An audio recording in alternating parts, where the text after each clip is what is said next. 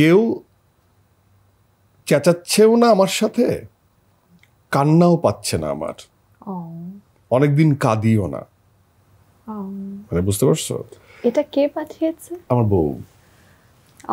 যে সে লিখছে যে মিসিং ইউর ভয়েস, কেউ তো আমার সাথে চেঁচাচ্ছেও না, কান্নাও পাচ্ছে না, অনেকদিন কাঁদি না। মানে এই যে নারীদের যে রিভার্স সাইকোলজি, আমি মনে মনে সেটাই বলছি। আপনি কাঁদান ভাবিকে, কোনো একটা কথায় যদি আমি চিৎকার করি, সেই সময় পুরো গোষ্ঠীর মানুষ জানে যে নিশো চিৎকার করছে, বা সার্কেলে সবাই জানে যে ও চিৎকার করছে।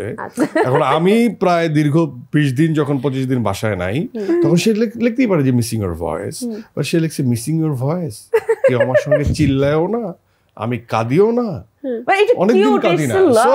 সে কান্নাটাকে মিস করে। সো আমাদের এই সম্পর্কগুলো অ্যাকচুয়ালি এই আমার কাছে এটা এত ইন্টারেস্টিং লাগছে যে ওর যে ফাইন্ডিংস, ও যে কান্নাটাও মিস করতে পারে একজন মানুষ। সো দ্যাট মাচ ও এত বেশি আমাকে মিস করতেছে। Form of love actually. খুবই sweet, and thank you so much এটা আমাদেরকে পড়ে শোনানোর জন্য।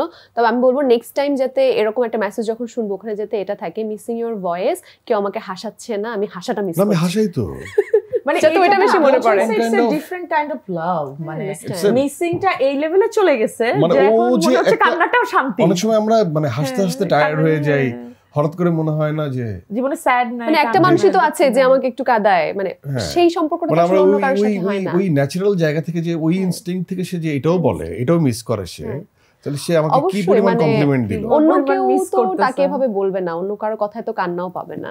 সো সেই মানুষটা আপনি। That's really sweet, thank you so much. সিনেমার চরিত্র, বাস্তব চরিত্র অনেকটাই আমাদের সামনে প্রকাশ করলেন। তার মানে বোঝা যায় যে আমরা ব্যক্তি জীবনেও দাগী, আমাদের দাগ আছে। কেউ এই দাগটা প্রকাশ করে, কেউ করে না, কিন্তু আমরা সবাই কোনো না কোনো জায়গার থেকে আমাদের যে সোল, সেই সোলফুল আয়নার সামনে দাঁড়াইলে আমরা দেখতে পারবো যে আমাদের মধ্যেও একটা ভিতরে দাগ আছে। তো এই দাগটা কেউ বলতে চায়, কেউ বলতে চায় না। আর যাদের দাগটা সবাই জেনে যায়, তারাই অ্যাকচুয়ালি দাগী হয়ে যায়। সো বিগার পার্সপেক্টিভে আমরা সবাই দাগী।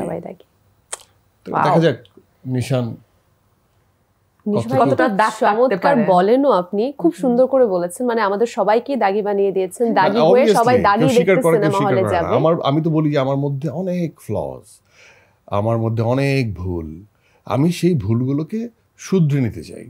সো আল্লাহ তাআলা, মানে আমি বলবো যে ক্রিয়েটর আমাদেরকে ক্রিয়েট করছে ফ্লজ দিয়ে, ওই মানে ডিজাইন দিয়ে আমরা যে ভুল করতে পারি, এই অধিকারটা আমাদেরকে দিয়ে দিছে। সো কত ভুল করলা এবং সেটার প্রেক্ষিতে তুমি কত কুইক আবার শুধরে যাচ্ছ এবং তওবা করে একই ভুলের রিপিটেশন করতেছো কি করতেছো না।